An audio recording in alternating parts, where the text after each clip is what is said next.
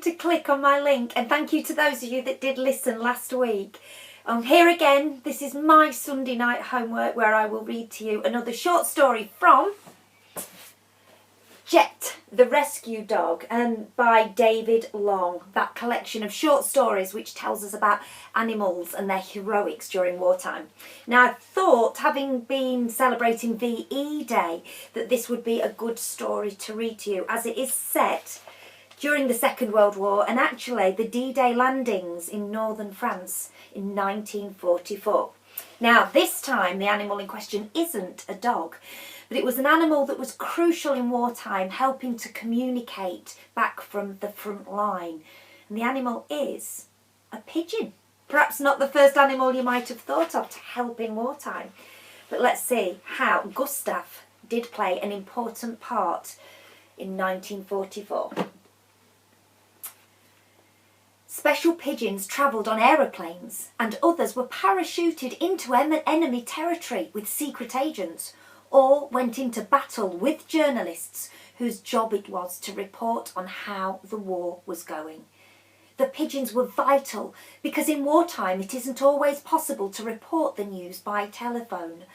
Also, military secrecy meant reporters had to maintain radio silence, so that pigeons like Gustav often provided the only way to get an all-important report back from the front line.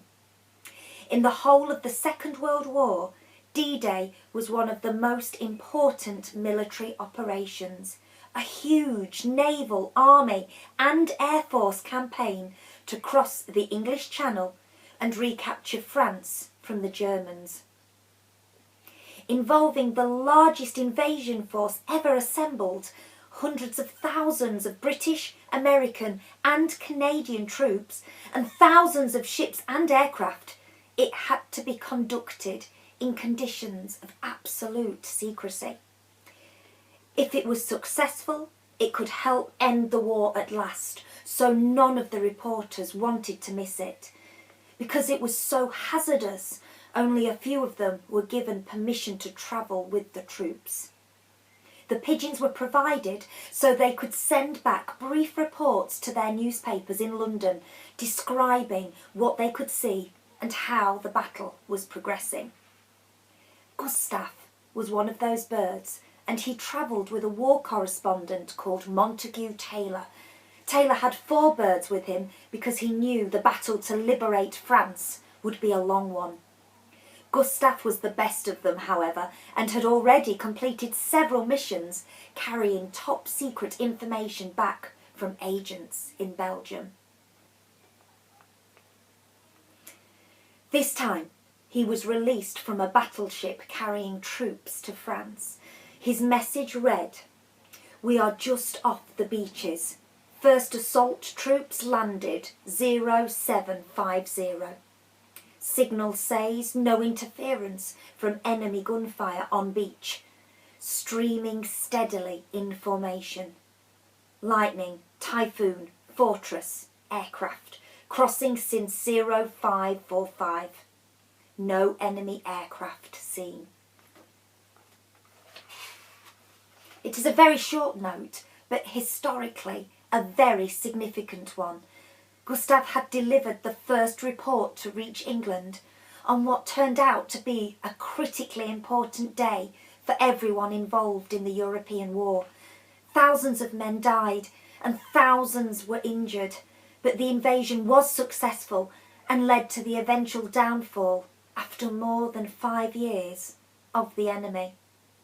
France and England are separated by not much more than 30 kilometres of water, but to reach his home loft, Gustav had to fly in a huge circuit, which took him nearly 250 kilometres. This meant braving the battle that was raging all around him and flying through gunfire, mortar explosions and thick smoke, all from the warships and aircraft supporting the invasion. A second pigeon was sent back with a message describing what this was like.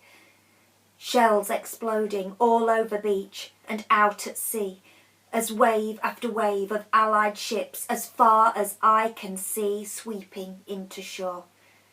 And a third carried a message from a reporter describing what he could see from his dugout. Bombs, shells, bullets and mines, to say nothing of booby traps, which make each hour and age of grim experience. Of course, these were the lucky ones, because inevitably many other birds did not make it home at all. Even Gustav, fit and fast as he was, took 5 hours and 16 minutes to reach his loft in Hampshire. But braving bullets and overcoming an animal's natural fear of smoke and gunfire, he flew through the chaos of the battle to bring home the best possible news, that war, finally, was beginning to come to an end.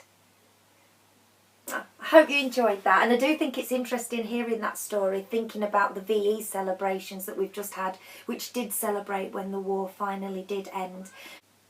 So these are the words that we have to clarify. Remember again, those helpers, think about the word class, how the word can be used in a sentence. It might help. So we've got the first word, vital, liberate, and inevitably. And the one in the middle is slightly different. I want you to tell me what this phrase tells us about how the men were moving in that report that Gustav did send back as part of his message. Because the men were described as streaming steadily. So what does the choice of those words tell us about how the men were moving? That'd be a good question to be able to answer. So I'll put those on the end so you do get to see them clearly again. And I thought, being as I'm upstairs in my house, I showed you a picture of me and my mum from Tunisia last time. I thought, what can I show you this time? So, something different. It's a beach. And it's not the Normandy beaches, beautiful as they are. But it's a picture that I've got of a beach that I was so lucky to visit. And I thought I'd share it with you. It's one of my favourite happy places. And it's a beach in the Maldives. Perhaps you could have a look and tell me what continent the Maldives are in. And if you look at its location, you can perhaps have a clue as to why the weather and the water is so blue and clear and warm. So that was one of my little favourite sunbathing spots on the beach. It was truly a paradise. I thought I'd share that with you. I've got it on my desk, so sometimes when I'm marking your books and I've been there a long while, I can have a little look up and try and imagine that I'm still there. I actually had one of my photos made into a picture because I thought it was so clear, and I thought I'd show you that as well.